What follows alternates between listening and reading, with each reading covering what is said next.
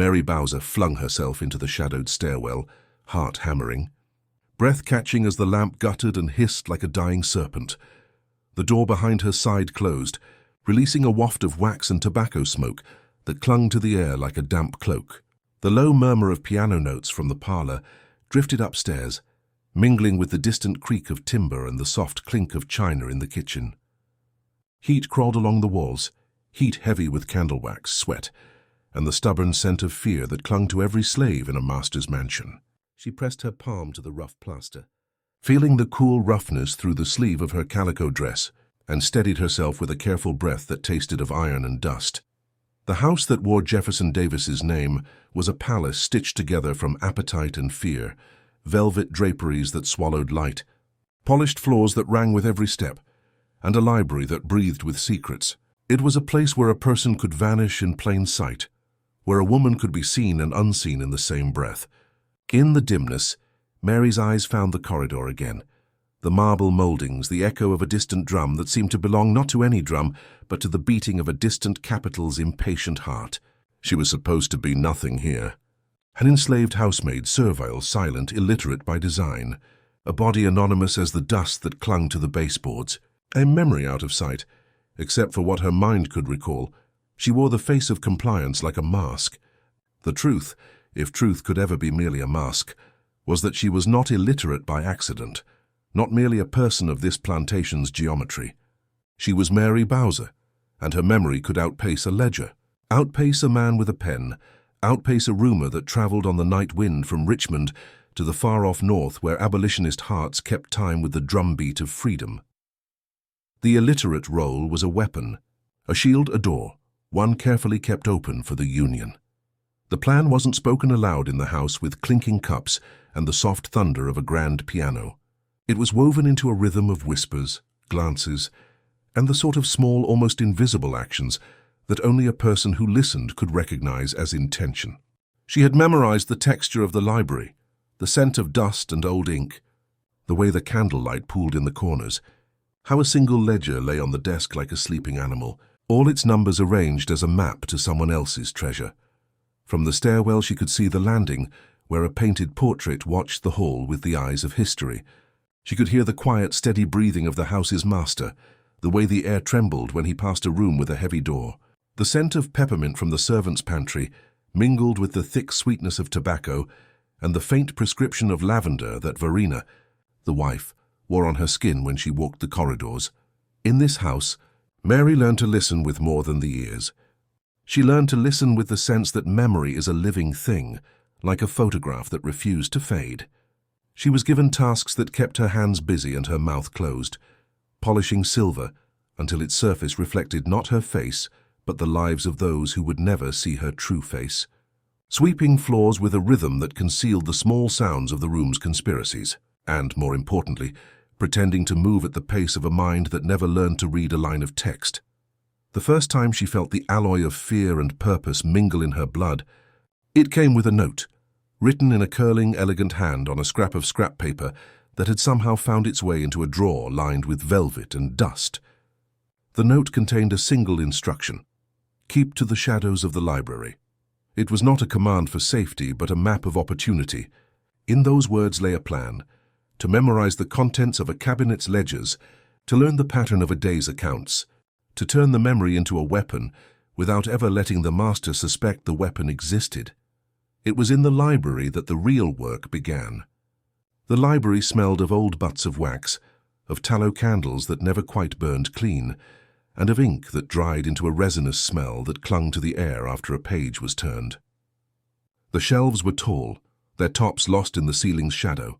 The light fell in a way that created a map of light and dark that could be read by someone who had learned to see with memory. The ledgers lay in a row like sleeping cats. Each ledger carried dates, names, sums, and the quivering fear of a taxman's pen. Every entry a silent domino in a scheme to sustain a government built on the labor of those who could not name their own worth. Mary's fingers learned the bindings by touch, the way a reader might memorize a river's bend by the sensation of its memory on the skin. She did not merely read in her mind, she memorized. And as she memorized, she began to test the boundaries of her disguise.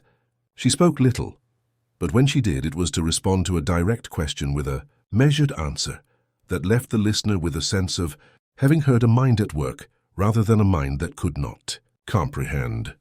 The other enslaved people who worked within the Davis mansion knew their roles in a strict social economy that left little room for mercy. They spoke in murmurs and glances like a chorus of shadows.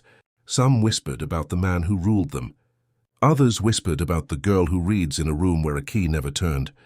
Mary kept her own counsel, an unspoken vow etched into the space between her ribs. She would not break, not for fear, not for love, not for a moment of pity. Then came the night when the library door's stubborn hinge gave a sigh that seemed almost a cry. The house fell quiet except for the steady ticking of a clock that had learned through time and exposure to keep its own secrets. She stood with her back to the wall, the memory of a ledger imprinted on the inside of her skull, a map of numbers and names that could shift the war's balance if the right person learned to read them. She remembered a ledger's key, a pattern of months that revealed the season's supply routes, the movement of rifles and powder, the cost of uniforms, the price of bread for a city's troops. It was not a single entry that mattered, but the rhythm, the way the sums rose and fell with the march of men. If she could memorize enough of the pattern, if she could relay it accurately to the Union, she could help tilt a balance that was tipping toward the Union's favor with every new skirmish. The plan to pass information to the Union rested on a fragile scaffold, a coded exchange carried by a messenger who would never suspect a silent, unassuming slave girl in a glare-free room of the Confederacy's most powerful man. Mary spoke only when spoken to, and when a question required her to answer, she did so in a voice that was small and careful, a voice that did not betray the education hidden behind the eyes. The truth was not spoken. It was performed in the spaces between words, in the way a glance could carry a meaning that a sentence could never hold. Her ally's voice low, warm, and filled with a stubborn optimism, found her in the corridor, the way light finds a seam in a stone wall and refuses to separate. It belonged to Elizabeth Van Loo, a woman of will and memory who despised the idea that a country could be saved by the blind courage of those who failed to see their own chains. She was a recluse, a patron of quiet rebellions, and the mastermind behind an underground network that moved through Richmond like a whisper through a crowd. Her message came not in loud proclamations, but in small acts. A cup of tea left on a windowsill, a letter tucked into a seam of a coat, a book that did not belong to the Davis Library, but seemed to belong to every library that needed a story about freedom. Mary, Bet would say, when they finally spoke in the privacy of a hidden room that smelled of old hay and lemon oil. The night wants you to listen more than you speak. Do not waste your breath on words that can be mistaken for mercy. Breathe, remember, and act. The dialogue between them was brief, often no more than a handful of words, but each word was a spark in a dark room. Bet's fingers would brush Mary's wrist with a gesture that meant trust, that meant this is our moment. This is the risk we take for the future we want to see. Bet's eyes, always bright with a stubborn light, reminded Mary that the human heart has places to hide, even in a house that pretends to be a home. Rising action deepened when a careful observer, the kind who could spot a slave's small mistakes and a mistress's quiet fear, began to suspect that the library's quiet girl could hear more than she pretended. A servant with a keen memory for voices started noting the tone in Mary's voice when she spoke of the house's routines. He did not know what he heard in that tone, a hint of certainty that suggested comprehension, the kind of comprehension that would alarm a master if it ever learned to walk on two legs and carry a ledger. During one tense evening, Jefferson Davis himself moved through the rooms with the imposing calm of a man who believed his world was ordained by God and iron. The air tasted of peppermint and tobacco and the faint metallic tang of fear. He paused near the library door, his breath stirring the candle flames until they trembled in synchronized fear. The room's silence pressed against every listening ear, pressing Mary's memory against the edge of a sharpened moment. Who has the keys to this cabinet? His voice asked, not of any particular person, but of the room itself, certain that power could answer with a single act. The question hung there as if the room itself could answer. No one spoke. A clock ticked. A pen made a soft scratch on parchment, and somewhere a curtain produced a small whisper of thread as it moved with a sigh of air. Mary felt the moment come alive, as if the whole war were leaning in through the window for a closer look at her face. When the master's gaze passed away from her corner, she allowed a fraction of a breath to slip, a tremor that could have been interpreted as fear but was, in truth, the calm readiness of a mind that had learned to hold a memory of every ledger, every name, every movement that mattered to the Union's cause. She did not move to seize the moment, but she did not shrink from it either. She simply stood, the illusion of subservience intact, the truth hidden in the space between two beats of her pulse. The next day, the library's cabinet began to reveal its secrets in a way that could hardly be denied. The cabinet contained ledgers, yes, but also a set of maps. Maps of supply lines, camps, and the routes by which information could travel from the Confederate capital to places beyond the Potomac's reach. Mary's plan had to be forged anew for every twist the mansion offered. A new way to read the numbers, a new path through the room's labyrinth of doors and corridors, her new silence to slip past a guard who did not know he was guarding secrets. One night Bet's messenger arrived with a small parcel wrapped in oilcloth and tied with a simple cord. Inside lay a note and a chosen cipher, a system of dots and lines that only she and Bet could interpret. The note was brief, a directive that she was to memorize a specific sequence of ledger entries and to repeat them in a meeting with Union contact points at a safe house on the river's edge. The cipher, when translated, would tell Bet what to do with the information. Once she had memorized it, Mary kept her voice quiet and her eyes lowered as she read Bet's message, aloud in a voice that did not betray the glimmer of triumph. That danced at the corners of her mouth. The small triumph tasted like a sweetness she rarely permitted herself to savor, a brief sip of the future she was fighting for. Keep it to memory, Bet had insisted, and feed the Union with the accuracy of a clock. Mary's lips pressed into a line, not a smile, for smiles had a way of betraying the truth and giving away a spy's secrets. But inside the image formed, the future as a clock, each tick a moment when a town would be spared or spared less, depending on whether she could keep the precise image of a page in her head and deliver it intact to a hand that could read it without a single page being turned. The library's quiet grew thick with the weight of risk. The air seemed to press against the skin with the pressure of a heavy blanket, the scent of old paper and wax returning as if the room itself exhaled. In such moments, Mary would close her eyes and let memory flood forward, as if a river ran through the blood and the marrow. She could recall a particular ledger, the line items that showed a sudden spike in gunpowder purchases and a dip in bread rations for soldiers along a frontline road. The numbers were a map, a language, a key to decisions being made at a distance she could scarcely imagine. Her work required risk and nerve. She learned to reconstruct in her mind the precise layout of a day's routine.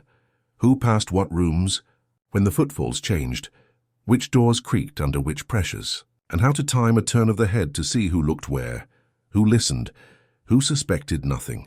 She practiced the art of a careful glance, how to appear to be merely cleaning a window while her eyes surveyed a room's most dangerous corners.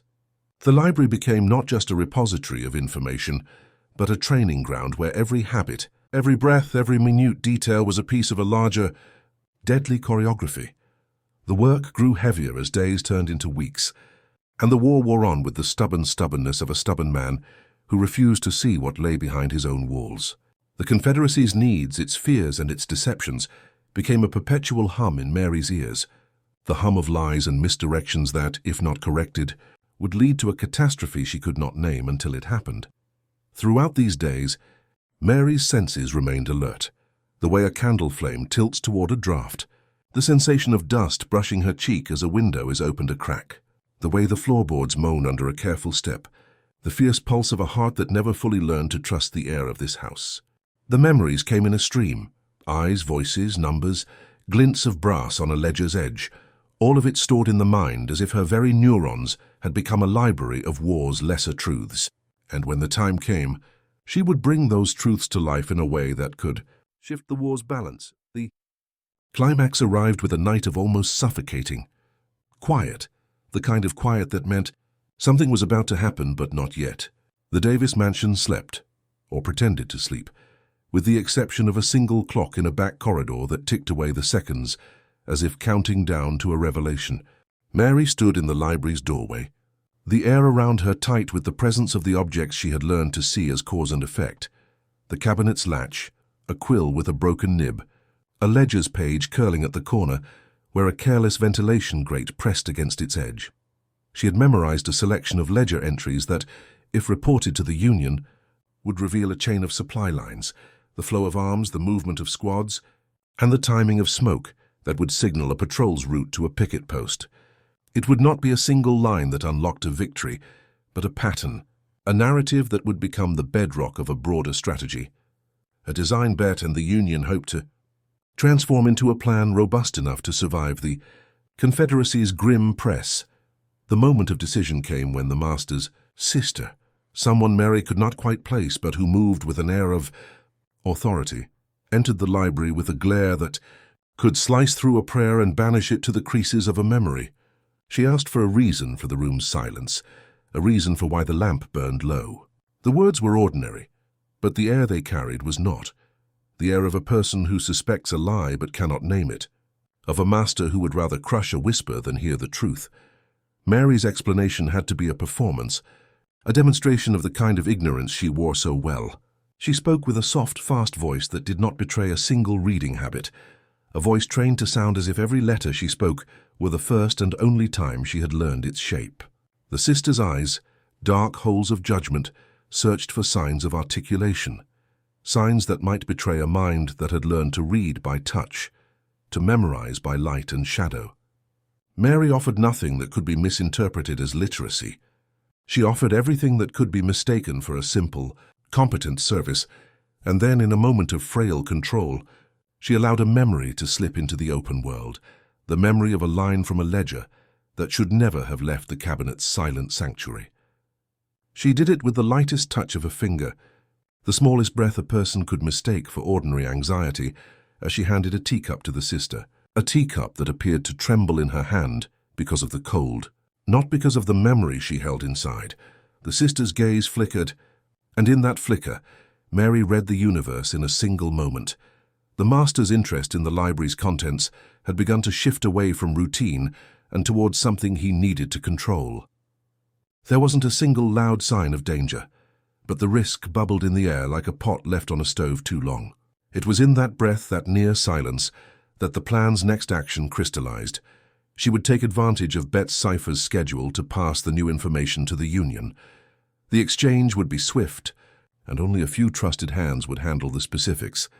The same hands that would not betray her story with a single extra syllable.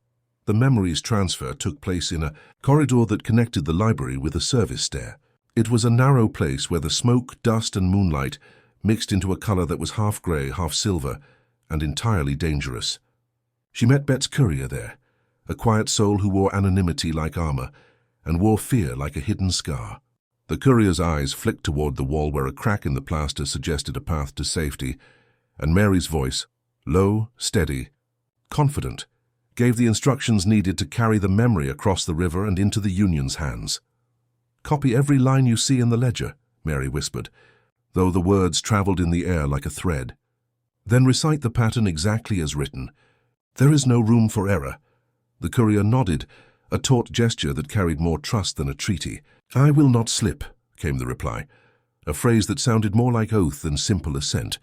The corridor's smell of damp stone, the taste of copper in the air, the light that glowed faintly through a cracked window, all of it supported the moment's gravity until it settled into a grim, unyielding calm. Behind them, a distant door opened with a hush and closed again with a sigh, as if a guard had learned a lesson about listening to the walls. The house exhaled in relief when nothing followed. It breathed in again, as if uncertain of what might come next, but certain that something would come. The true danger lay in timing, not noise, the right sequence, the right moment, the right memory delivered without a word spoken aloud that could reveal the spy's intent. The climax's sting did not come with a single strike, but with a sustained assault of small, careful steps, the careful introduction of a code in the right audience, the precise recitation of a pattern that wouldn't inspire disbelief in a cautious mind, and the final, careful handover of information to an intermediary who could translate a page into a broader plan. The memory did not surrender to fatigue. Mary's mental discipline, her photographic memory, as some described it, held each entry with a clarity that seemed almost magical, a power to see a thing again with all its numbers and names in the same arrangement as the day she first memorized it. The mind's eye could live inside a ledger and never once forget a line or a calendar's rhythm. It could recall the weight of a page, the way a signature looked in the candlelight, the subtle curve of a date's handwriting as surely as if the person who penned it stood beside her. The confrontation with danger finally came in a room where the master's close confidant, an observer of small details who would have preferred to ignore the room's contradictions, made the fateful inquiry that could unravel the entire operation. He asked flatly if the library's quiet girl could explain why the ledger's entries showed a deviation in a recent shipment. He asked, with the bluntness that comes when one is certain of the truth's non-existence, if she could read a number that did not belong to the ordinary ledger's arithmetic. Mary did not blink. She did not tremble. She did not reveal the memory's depth with words. She revealed it with the smallest of actions, an invisible shift in her thoughts that translated into the precise line of a response. A number, a pattern, a sequence that would make sense to Bet's cipher, a reply that implied that someone in the room already knew the answer, and that the answer had to be found in a place that the master would not suspect. The confidant's eyes narrowed. In that moment, the room's air thickened with a tension so heavy it could have crushed a man's breath. But the memory spoke, not in words, but in the way the man's own eyes moved as he traced the ledger's lines with the mental finger Mary had trained him to imagine. He saw the truth and could not admit it aloud. He nodded once, slow and careful, and then, as if the room itself breathed easier for the moment, turned away. That moment was the war's turning point in miniature, a microcosm of a greater shift that would come to define the Union's eventual hard-won victory. Mary felt the weight lift from her shoulders, as if a heavy cloak had been removed, and the air could rush back into a room and fill it with purpose. The risk had not vanished entirely. It never does. But the probability of discovery had ebbed, replaced by something more dangerous and more exhilarating, the knowledge that a memory could be a map, a hand, a sword, and a voice when used by the right person. The resolution came as the war's end drew near, not as an explosion of triumph, but as the quiet, stubborn proof that the plan had worked, that the memory had become something that helped hold a line when men with rifles and banners could not. The Davis mansion remained, a monument to power, a place that would be remembered not only for its master's stubbornness, but for the person who walked its halls wearing a mask of servitude while carrying within her mind the blueprint to a future that would defy the very system that had created her role in the first place. In the following weeks and months, the city of Richmond's air changed, though not immediately. The smoke and noise of battle receded, but the hum of the war remained in every corner, in every paper, in every hand that carried a memory of a ledger's page and the numbers that might tell the truth about supply lines. Mary's work did not end with a single success. It grew, becoming part of a larger, quieter movement that would eventually push the Union toward victory. She did not speak of herself in boastful terms. She spoke in the language of memory, facts, that could be recalled with precision and conveyed to those who would need them most. Bet's network continued to function in the days after, its members moving through the shadows with careful bravery and a stubborn faith in a future they might never see. The memory that had carried so much risk, memory that could outstrip a slave's supposed illiteracy, became a beacon for others who would learn to read the world, not with a book's pages, but with the mind's unyielding eye. The library where Mary once stood as a silent, compliant servant now stood as a kind of temple to a future where knowledge might slip the chains that fear had placed on it. As the war drew toward its end, Mary found herself in a different kind of doorway, the threshold between the Confederacy's collapse and the Union's ascendancy. The house remained, most of the time, a stage where the old order played out its final scenes. Yet within Mary's head, the ledger's lines still glowed with a living flame, showing her where to go, whom to meet, and how to move information from the shadow into the light.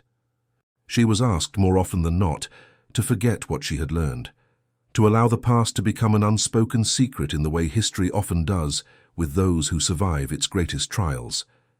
But forgetting was not in her nature. Memory, for her, was a moral act, a way to hold to an ideal that the war's victors would confirm only many years later. When the war finally ended, the country faced the long, uneasy work of healing, a work that required many kinds of courage, not merely the loud bravado of battle, but the quiet fortitude of those who had risked everything for a cause they believed would outlast them. Mary Bowser remained the quiet engine behind a larger machinery that could not have functioned without the careful, patient work of the memory she carried. The final image of the story, the one that anchors this memory forever in the mind's eye, takes place not in a grand hall, but in a riverbank's pale dawn, where the air tastes of dew and damp earth, and a boat's oar cuts across the water with a soft, tired sound. Mary, cloaked not in fear now but in resolve, steps toward a small skiff that waits in the twilight. The river's surface is a quiet mirror, reflecting a sky that has learned to hold both the light of day and the weight of night. Bet's courier is with her, a silent figure who has become a trusted companion in a world where trust is a form of courage. "Where will you go?" the courier asks, his voice low and careful, like a man who has learned that the right question can open a door that a louder one cannot. Mary's gaze rests on the water, then on the distant smoke that marks the city's memory of itself, the memory of a country fighting to become something more than a memory. A smile crosses her face, a small honest thing that does not weigh down with pride but lifts with purpose. "Somewhere where a memory can remain free," she says, her voice steady, clear, and certain, as though she speaks not for herself alone, but for every person who has learned to endure a world that refuses to accept their humanity. The skiff glides away from the riverbank, and the city's outlines blur into the past. The memory of a ledger's numbers, the sensation of a library's shadow, and the faint scent of ink and wax drift with the wind into a new dawn.